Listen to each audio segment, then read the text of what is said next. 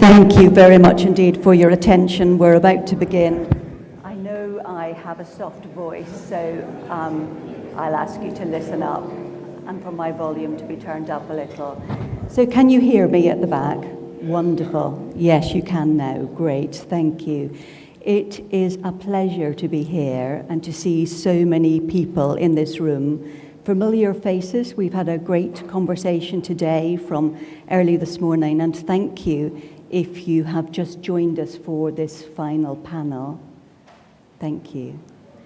So I'm Alison Hilliard, the program director at Wilton Park, and Wilton Park is a place, it's part of the UK government's Foreign Commonwealth and Development Office, and we bring people together from all over the world to discuss the most pressing global issues. And that, in fact, is why we're here today, because the issue of religious freedom and the issue of integral human development and how the two are linked are two critical issues facing all of us today. Many of our speakers have spoke about the urgency of taking both issues seriously at this time, and thank you for all the contributions we've had to date and the really innovative methods that people have suggested to really press ahead with these two issues. So a very warm welcome to you if you've just joined the conversation, and perhaps I might ask His Excellency Count Riccardo Paterno de Montecupo, the Grand Chancellor of the Sovereign Military Order of Malta, to add his welcome, and then we'll get underway. Thank you very much. Thank you to all. Thank you very much. Thank you very much.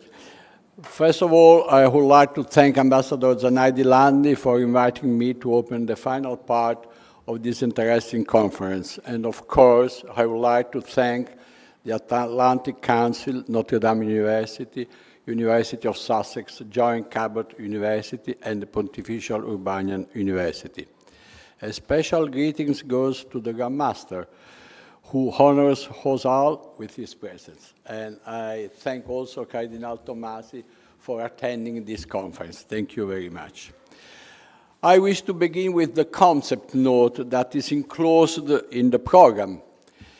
Its incipit is, with 5 years to go to achieve the 2030 UN Sustainable Development Goal, no country is on track to do so.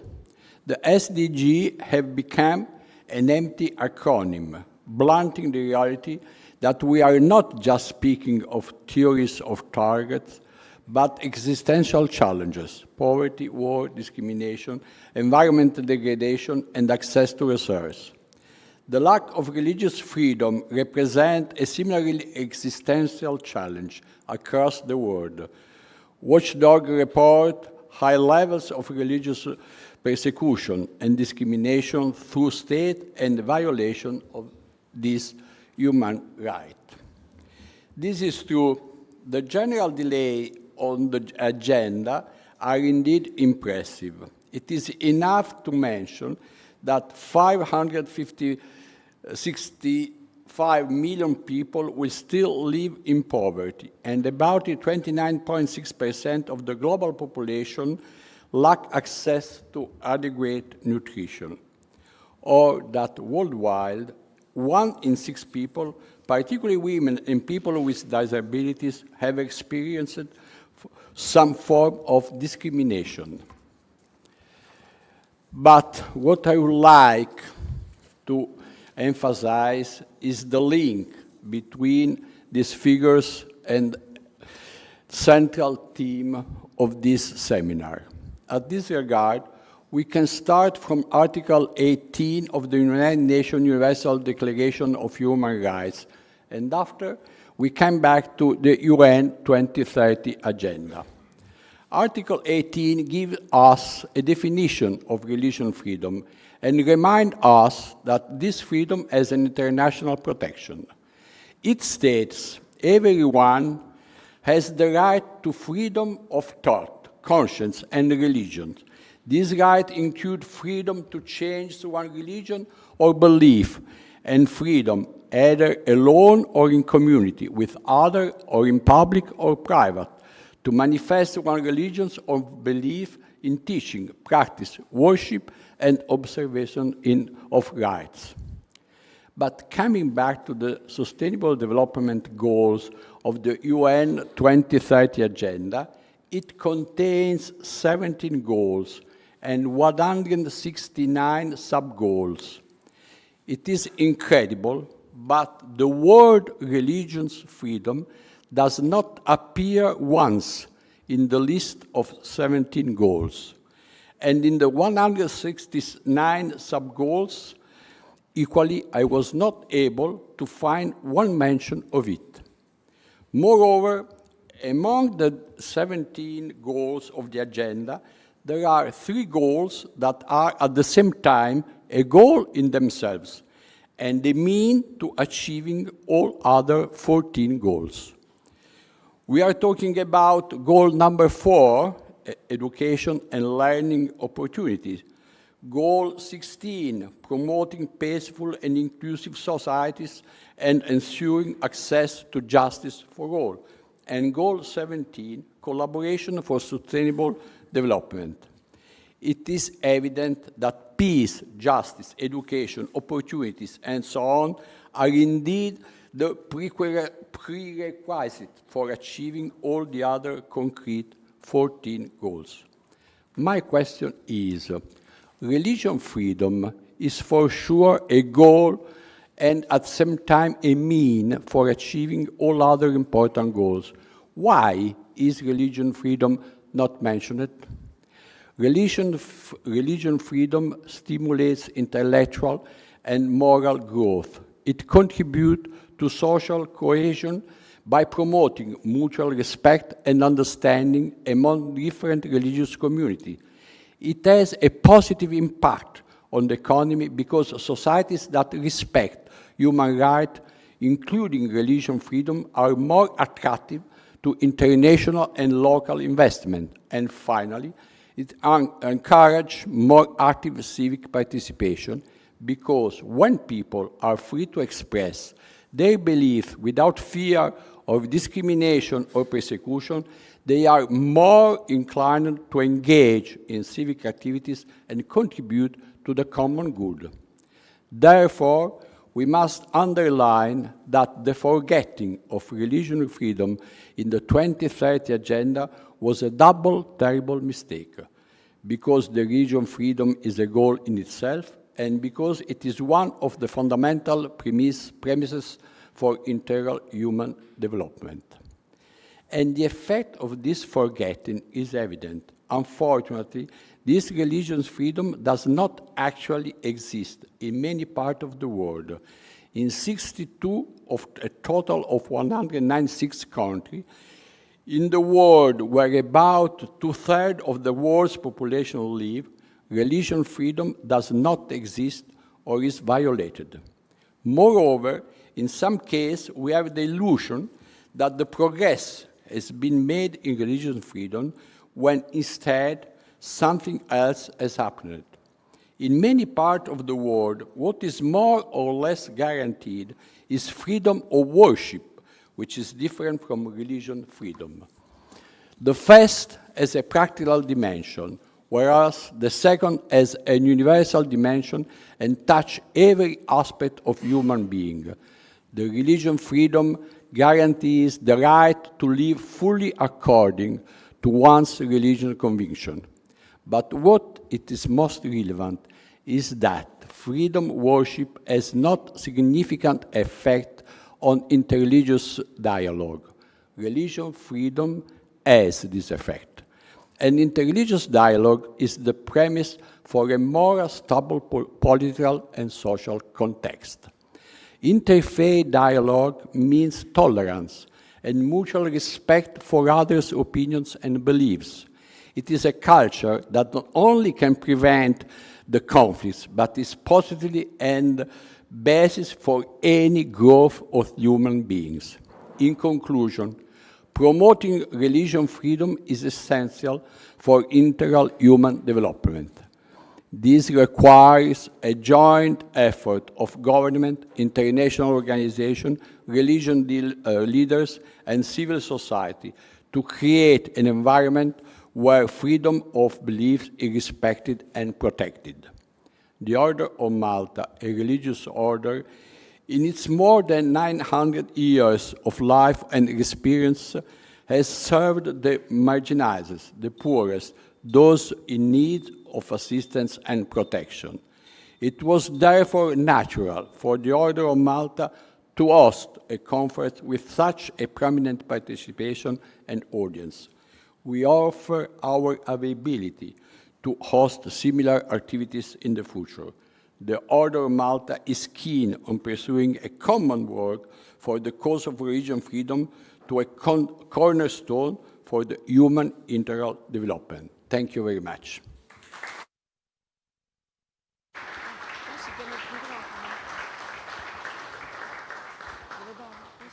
Much, and it's wonderful to have both your commitment to this issue and also to enjoy your hospitality in this wonderful building. Thank you. Certainly throughout the day, many people have made the point that you have just made so powerfully, that religious freedom needs to be inserted in the revision of the Sustainable Development Goals. But we have spent much time today talking about the link between religious freedom and integral human development. Let's listen just to the words of Pope Francis, who for me put it very powerfully when we talk about the relationship between the two issues.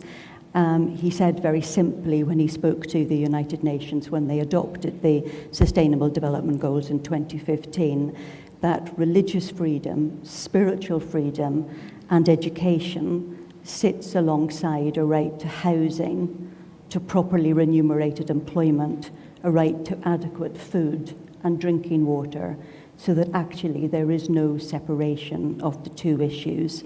And how, when we talk about leaving no one behind, if we neglect those who are marginalized or discriminated against or persecuted because of their very beliefs, then we cannot have any form of human development. So thank you to all our speakers who outlined that clear link between those two agendas. And I'd like to just unpick that a little bit more with our panel today, for the benefit of those who weren't able to attend our conversation throughout the day, but also to try and summarize the conversation as we look to how to go forward on this agenda. So Fabio Petito, let me start with you. For those who don't know Fabio, so Professor of Religion and International Affairs at the University of Sussex, and also who's been coordinating the academic committee of this conference. Fabio, what would you say the main takeaways are of our conversation today? Thank you, Alison. I think it has been an extremely rich and diverse conversation, and of course, many different new ideas, different aspects were touched upon. The title of this panel and the overall conference is, can we change in some way the conversation by bringing these two concepts and policy into dialogue? Freedom of religion or belief and integral human development. And my takeaway is that we are on a journey. Yes, my answer we are on a positive journey on contributing to a changing of the conversation in the following way. For me, first of all, from the conference, I think we could see very well that the conversation is already changed in the last 10 years quite a lot about how to promote and protect these very precious human rights, freedom of religion or belief, internationally. I think there is an emerging consensus that, however, advocacy and denouncing discrimination, persecution based on religion or belief is important. However, it needs to be complemented very much by a much more development set of interventions. Why? And I think this has come very strong because we need much more bottom-up approaches that are able to have more concrete impact on the ground. And I think this is coherent with the fact that we see discrimination and persecution of religion based on religion or belief in many parts of the world, in many different continents, becoming much more showing in the form of social hostility.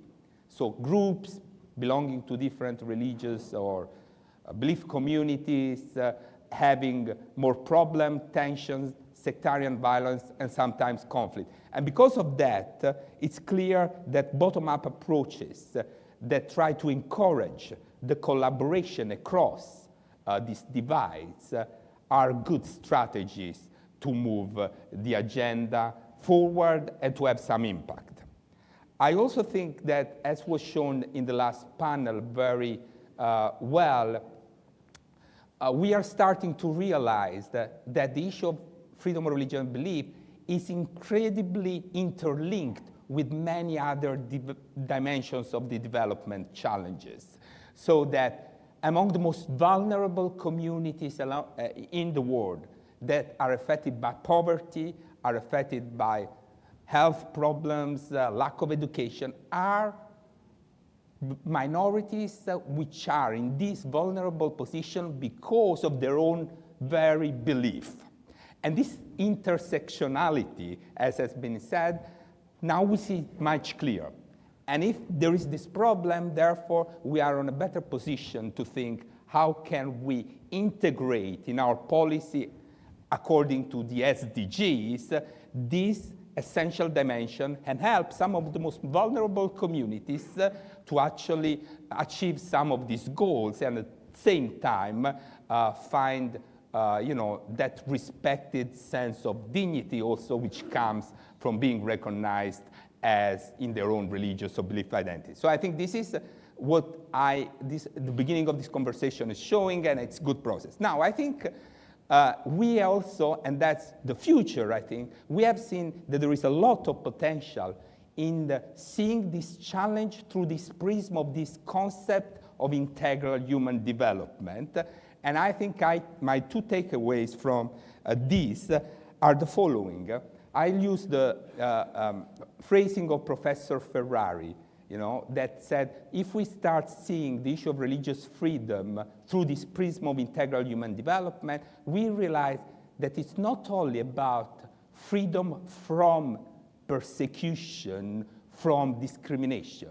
It's about thinking freedom to contribute the freedom that religious minorities have to contribute to the living together and the common good of the society. So we are able to do this shift that moves from the negative to seeing the positive and the contribution that minorities can have to the building of the common good of society. So I think this is one thing that is helping us to see. And the second thing is that the idea of integral human development speaks of this spiritual, non-productive element of development. And there are sources for creativity, to use the language of Pope Francis. Policy makers, development practitioners, perhaps, can learn how to expand more creatively their intervention by being in a learning mood, and because these spiritual religious sources might actually be good source of creativity in expanding the possibilities of creative interventions on the ground to achieve our common goals. So I think that's the other. And finally, I have to say, and this is a little bit more broader, I think my impression was that I learned a lot from the panel on interreligious dialogue and religious freedom. I learned that quite unexpectedly, a couple of things. One, that from the Catholic history, that actually the issue of freedom of learning the centrality of freedom of religion or belief in one's own tradition goes hand in hand with developing a much broader understanding of the need of interreligious dialogue. Dignitatis humanae and nostre aetate. It's not a coincidence that were developed, and we see in all the other traditions, in particular in the incredible work that the Islamic world has done in the last 20 years, how we see this interreligious dialogue and engagement, this being associated more and more with a more sophisticated understanding within the Islamic tradition of the need to reaffirm from an Islamic perspective freedom of thought, consciousness, belief, and that's a positive development and something. And also I have to say I learned something which I didn't expect, that this fourth space is becoming an extremely interesting space of interreligious encounters and dialogue beyond the usual suspects. When we see, something unexpected, traditional conservative evangelical supporting freedom of religion or belief for Muslim communities, that's progress. We are seeing a new world, a positive way forward that is emerging. Now, the final point is on a different issues, and here it's more speculative. There are big challenges, undoubtedly. I was struck more by the fact that I think in order to really change the conversation, now is the moment to look at the world of the religious world of Asia. It was very interesting for me, the discussion we had on India, and clearly here there is much more work to be done to bridge the gap. We are still at the points in which we don't share even the language to advance some of this discussion, whether it's India, not to talk about China. There is the future, however. There is so much work to be done, and I think we need to do creatively. I think the prism of integral human development perhaps is a much better way to engage these great civilizations and the government and the religious world and the civil society, because it's about creating a common good for their society, but with the spiritual, but with the religious creating that. So this is the plan for the future, I think, and that's something we will need to do a lot of work on. Thank you, Alison.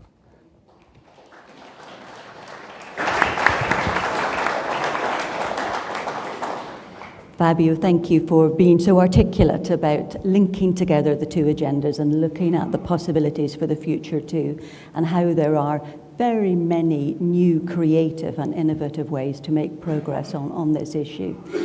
Let me just take one leg of the issue, and that is religious freedom for a moment, and then look at how that links to integral human development. Can I turn to you, Ambassador Robert Řehák, who's the Special Envoy of the Czech Republic for Holocaust issues, interfaith dialogue, and freedom of religion and belief. And I know, too, that you've just been appointed as the new chair of the International Religious Freedom of Belief Alliance, and that you'll be leading the work of the network. Maybe you could just spell out for us why you are so committed now to the work of freedom of religion and belief, why you've made it a priority, and why you think it's such a critical issue today. Thank you for the question. I know that the members of Order of Malta have very good sense of humor, so may I start with a joke? There is the Jew Moshe is invited to the police station of the communists, and he don't know what to expect. So he's coming to the police station, and they tell him, we decided we let you go. You can decide to whatever country, we will issue the certificate and you leave the country. He doesn't want so much, but now he has to decide what country he would choose. So he don't know, so can you bring me globe? So they bring him globe, he looks the globe and say, Israel too hot, this country anti-Semitic, here persecutions. Maybe do you have another globe? Our problem is that we don't have another globe. We live in the world that became much worse than before. I think this is due to three main crises that we went through. First, the health crisis of COVID-19, then the security crisis due to the Russian invasion against Ukraine, and then also what's going on in the Middle East. And then the financial crisis. And if you have three crises together, it's extreme pressure on the people. And the first who will suffer most are the minorities and the religious minorities.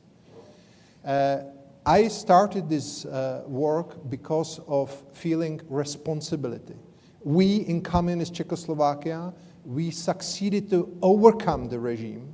We succeeded to have the Velvet Revolution, freedom of religion or belief, and now we have the responsibility to help others. You know, in our country in 1950s, there was one night that the communists decided to destroy all monasteries, more than 200 in one night. The people, the priests, Catholic priests, they were sent to uranium mines. That it's actually death sentence because of the radiation, right? So the situation was terrible. But also thanks from outside, like the Pope John Paul II, he helped to tackle down the communism. And now when we are in the situation that we are free, we have responsibility to help others. So that's your responsibility today, but I suppose the next question is really the other leg of our conversation, how you think that freedom of religion and belief is linked to integral human development and how that will help your work and advance religious freedom. I've worked as a diplomat for many years, and I see that actually there is a distinction. Always the religion was like something far away, danger, not connected really to diplomacy. But in the last years, I see huge progress. Actually, maybe this is the answer to those difficult conditions we face now, that there are many people that start to understand that they can't solve the problem on the ground if they don't use the religion as a tool, as a cooperation, as a mean for solving the situation on the ground. So that's why, for example, in our alliance, when it started just 4 years ago, there was just one ambassador at large. Today we have 16 special envoys that they deal with the freedom of religion. So you can see the huge progress, and more countries are coming. Lately, Germany joined the alliance because the people understand the situation is so critical that we should to put to the side all the differences, and we should to work and connect and include the religion into the situation of this situation on ground, including the development. Because also development was done like without the reflection of the specification of the religious minorities. I think it's fair to say then that freedom of religion has often not been part of the agenda of development. Has that been your experience, that religion has been marginalized in that sense? It was a general situation in diplomacy. I think since the division between state and religion, so for many years, actually, diplomacy was not seeing religion as something even relevant, maybe something like that can cause problems. And also in development, it was just disregarded. Everybody should be treated. But then it's not enough to bring the material help to the people. You also have to help them, exactly as this concept is, to help them restore from their spiritual perspective. Because the dignity, but also the spiritual, because the people, if they can practice their religion, it gives them strength to overcome many problems, including the materials. And it's not enough if you give them just food, water, and so on, which is important. This is the first thing, but it should be together with this spiritual dimension. Thank you. I think that's been a key message of this conference, that it is such a critical issue, that it's dependent on everybody working together, whether that's government, development agencies, and faith groups. But it's a good time to bring in our next panelist, so warm welcome, Monsignor Anthony Ekpo. So delighted to have you with us to bring not only your experience from Nigeria, but your work as the Undersecretary of the Dicastery of Integral Human Development. How do you think these two issues are linked, religious freedom and integral human development? I think that when you think about religion, freedom for religion and integral human development, they have a very mutually defining relationship in that they are rooted in the human person and the human dignity. So there is they are at the core, the questions at the core of who we are as human persons. And then integral human development is not really about an aspect of the human development, because sometimes when we talk about human development or integral human development, people immediately go to economic growth. No, it's about it's a holistic model of human flourishing, to look at the whole of the human person and to remove whatever obstacle that is there to limit or to degrade their dignity. That's integral humanity. It's a more holistic model. And the link between the two is that in the integral human development, when you talk about the integral human, there is a spiritual aspect, the religious aspect. We are religious beings. And there, when someone, as has been mentioned before, when someone is given the freedom to express or to, when there is an environment of religious freedom, you realize that people feel the personal dignity and identity. There is that, the feeling of personal dignity and identity, and there is also the self-expression that is seen in a community where there is religious freedom, where people in a community are able to share, their practices, their beliefs, their values, and they are able to express that in a community, and they are able to recognize the diversity that brings, and they are able to respect that.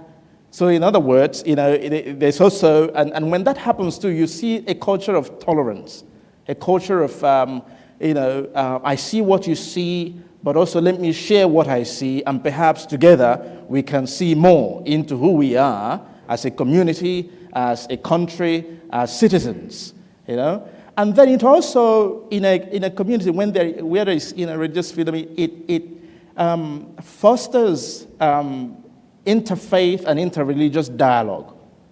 People have that mature conversation about how they can overcome whatever obstacle. It could be poverty, it could be corruption, that is actually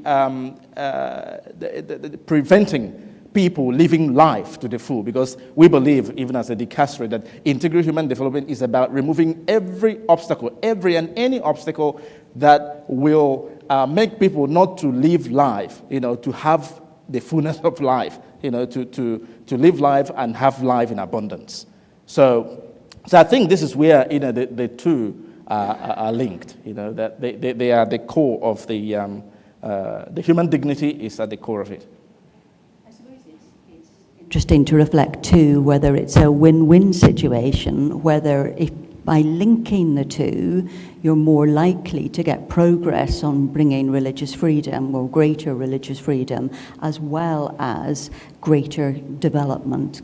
Yes, absolutely. And that's why even Pope Francis, in many contexts, in what he has written, has emphasized that the religious freedom and human development, integral human development, are linked. And in order to promote and foster that and to deepen our conversation in this regard, two things, he said, are very, very necessary. We have to foster the culture of dialogue and the culture of encounter. Now, dialogue is not just talking, but the ability to engage in a receptive dialogue, to say to the other, come, let's talk. what do you understand by this, according to your religion, and what do I understand, and to engage in that receptive dialogue, mutual listening. He said, Pope Francis, he said it in many contexts, that dialogue is absolutely indispensable if we are to deepen our knowledge. Our knowledge when we talk about the connection between integral human development and religious freedom. And also the culture of encounter. An encounter is not just meeting someone on the road and saying good afternoon or good evening or having a little chit-chat. Encounter is about stopping and trying to see, not with my own limited eyes, or to see things from a narrow framework, but to actually try to expand the tent of our understanding of reality and to engage with the other, to step into the water together with the other and be able to understand what they are saying and where they are coming from. So that metaphor of encounter, for Pope Francis and dialogue are absolutely indispensable. And as Dicastery, we've taken, especially encounter, on board. How do we focus encounter? And one of the ways that we've come up recently is to foster encounter is to engage with, because we carry out many projects, is to encourage bishops in various countries to engage in projects that will involve people of other religions. Like it could be, a project to actually eliminate or alleviate, people's suffering or poverty, and together in actually working together for the common good of the human family, people could see, the similarities in their religion, and because in doing good, in making sure that, the common good is promoted, people are able to share something of their religion, and we could then see the commonality, the differences, and the similarities in our religion, and be able to respect that. So we've been encouraging bishops in that regard. Let's just focus for a moment on what is different about this approach, though.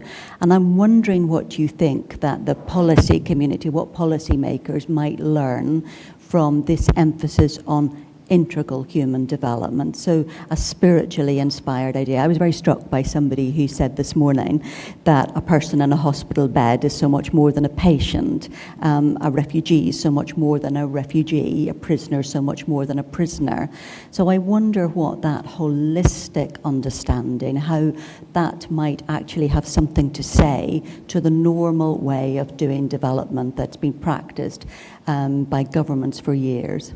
I think, it is important to know that as human beings, we are not just, matters, occupying space or mere patients. There's a whole lot of aspects, if you like, metaphysical. So that spiritual aspect that should not be neglected, because we all have, that metaphysical spiritual aspect, and we cannot, and this is where the mystery of the human life, and for policymakers, they have to take that into consideration, that what religion and what I believe in is as important as other social needs that I may have, and I think that, like I said, it's an aspect of the integral human development, because when you talk about integral human development, you're not talking about economic growth or only about economic growth or social or cultural or political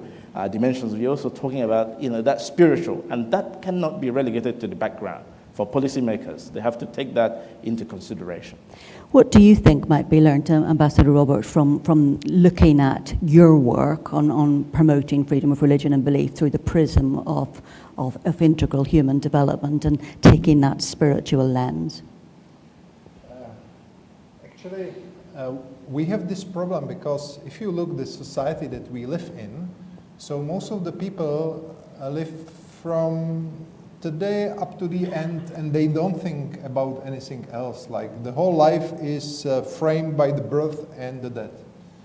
But our traditions, like traditions of Jews, Christians, and Muslims, say that we see actually the whole life hour as one piece of a chain, long chain from the past to the future. And that means my life is important, but I have to receive some traditions, maybe belief, work on it, and give it to the next generations.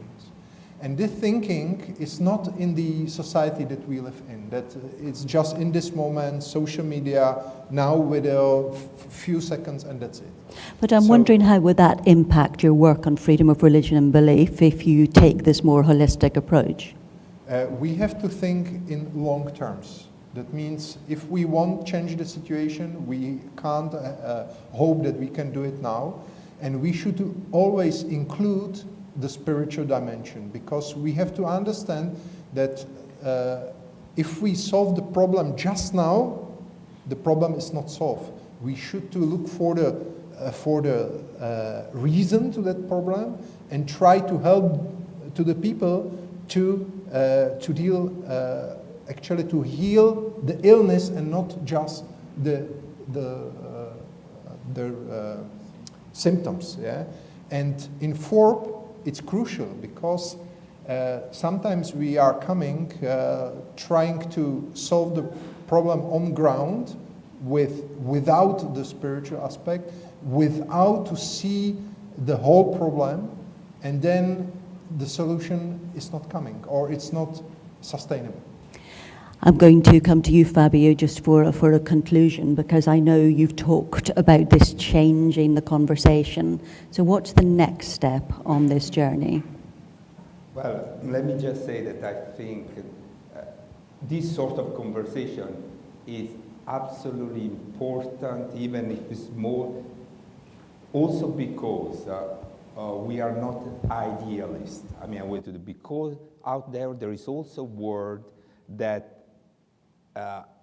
is exactly shaped by the crisis the ambassador was mentioning, and unfortunately sometimes also the political ambivalence of religion is part of the crisis.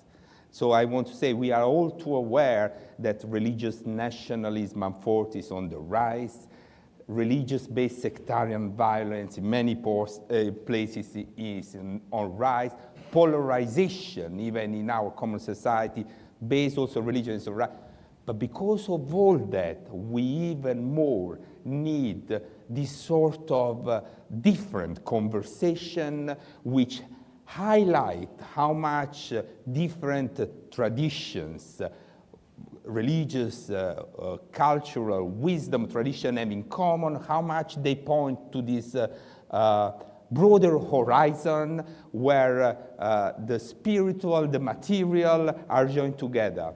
And we need to do this together. I'm persuaded we need to continue this conversation to even enlarge. I think I became out, as I said, convinced that we have done a good journey within this Abrahamic family. Now the journey needs to go also more substantially beyond that. And next steps for me is we also need much more thinking. You know, we need also as academic, with all the experts here, I think there is need for more work, more research, more thinking to be done around this concept. And I think in collaboration with people like you, Alison, Wilton Park, with policymakers like you, Ambassador Řehák, religious representative like you, we need to think of this different conversation which step by step allows us to prepare to face some of these challenges and to construct together a better common future. Step? Is there a next step? The next step is that the Atlantic Council, the Order of Malta, to which we were extremely grateful, hopefully we will be working on thinking how to continue in this common journey, to enrich it, to make it even more impactful in the months and years to come. Thank you very much. My thanks to Fabio, to all our panelists. But before we depart, because I know a wonderful dinner and drinks reception awaits us, would anybody in the audience like to put any questions to our panel or pick up on any point that is made? We'll have about 10 minutes for questions and answers. Anybody like to be the first to go? Yes, Richard, please do come in. So Richard Sudworth, representing the Archbishop of Canterbury.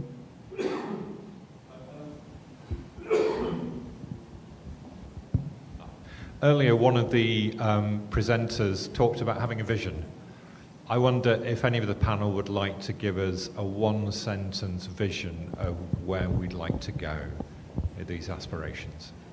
Thank you, Richard. That's a good challenge.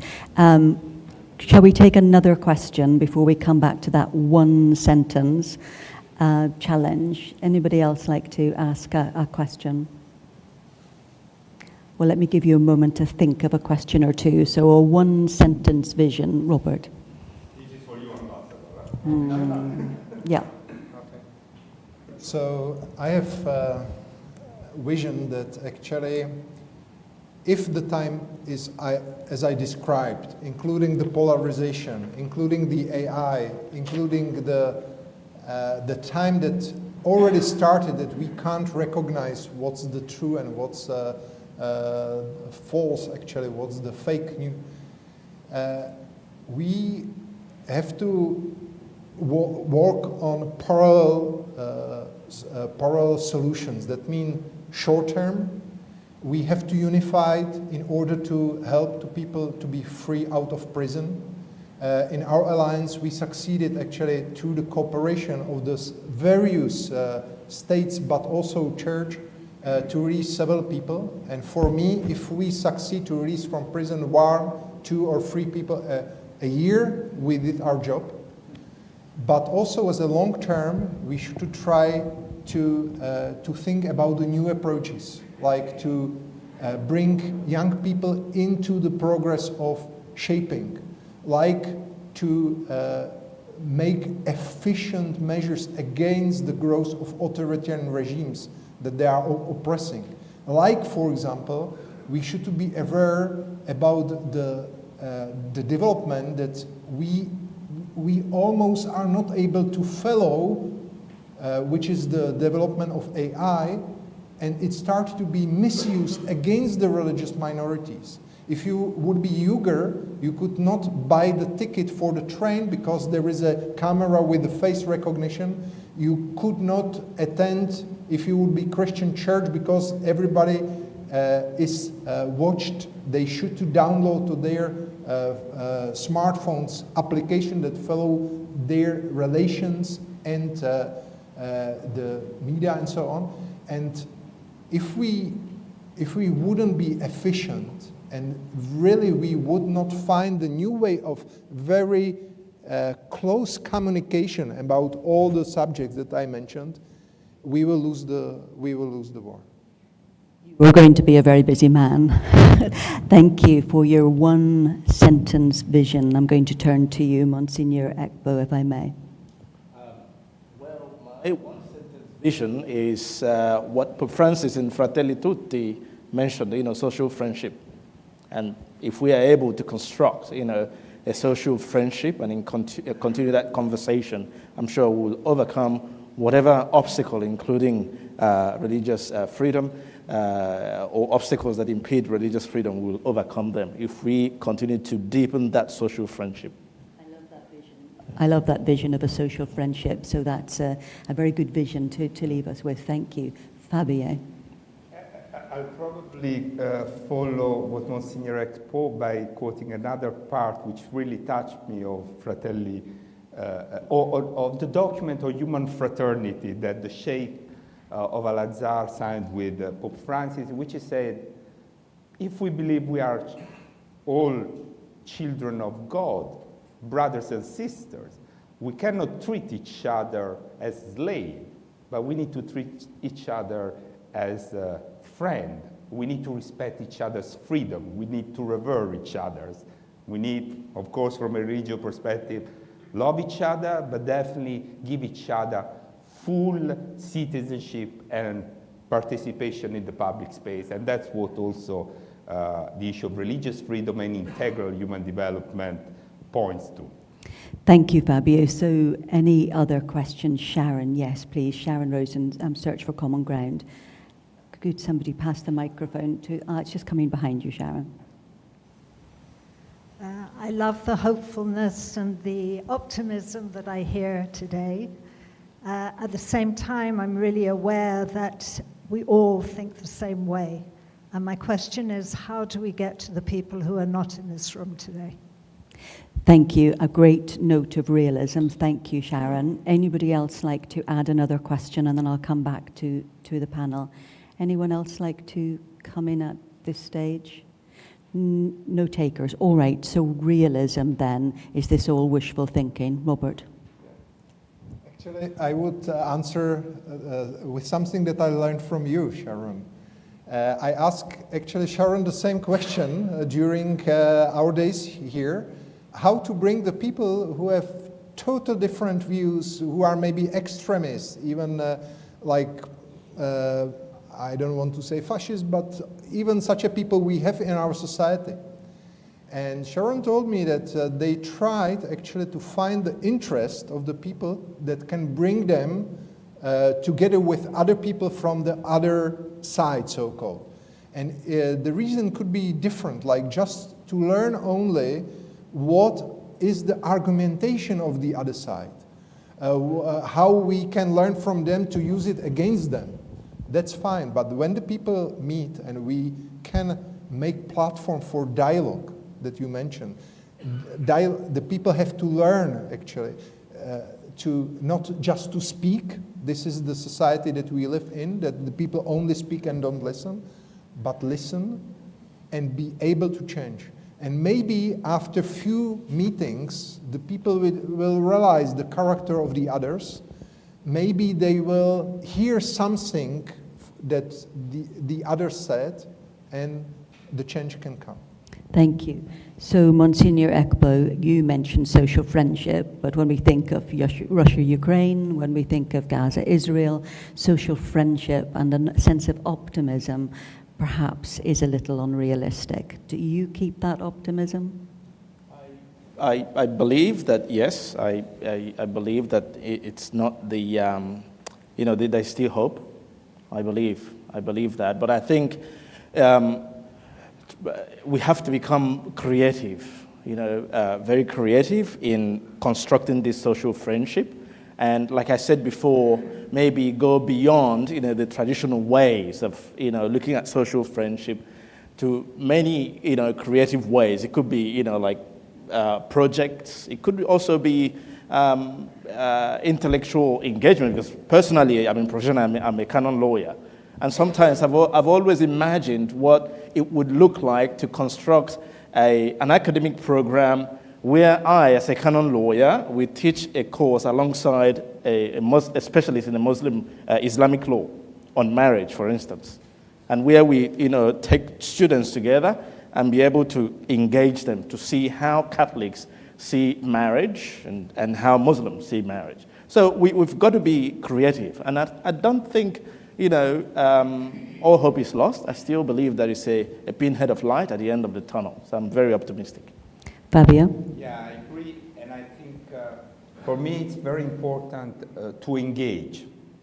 We need to engage on the basis of a presumption of worth of the other, especially when the other belongs to well-established, great, worldwide religious or civilizational traditions.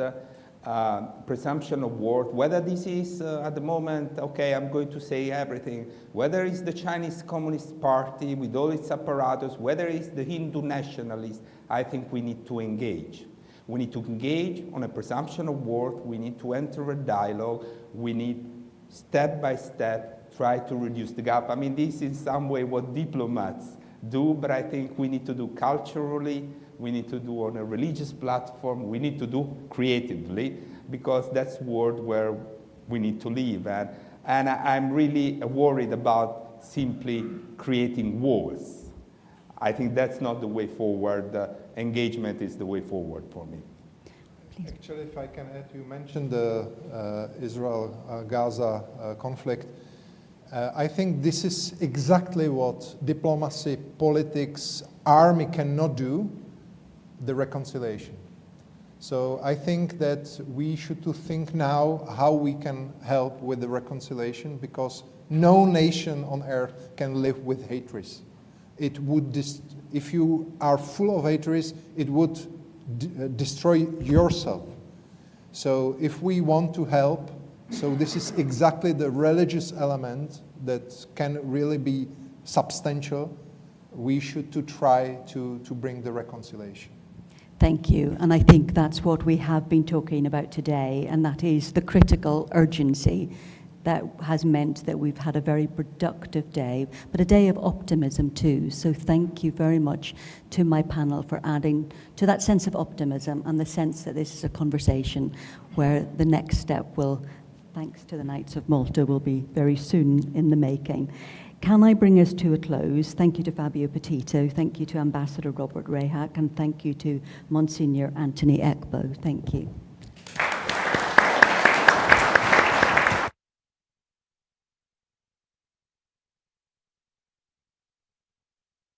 Now going to move into the more informal part of the evening. It's been an absolute pleasure to spend time in your company today, and very much look forward to our evening together. But could I pass to our hosts, to Antonio Zanardi, the Ambassador of the Sovereign Order of Malta to the Holy See, to just say a few words about this evening and also to take us to a close. I think the ambassador had to go and probably welcome the Secretary of State of the Holy See. He told me that, he said, Fabio, please. So I'm simply here to say on his behalf, on behalf of all the organizing committee of the conference, thank you for all your contribution, thank you for your engagement, and thank you for sharing this full day together, and we look forward to this wonderful dinner that is waiting for us very soon. Thank you.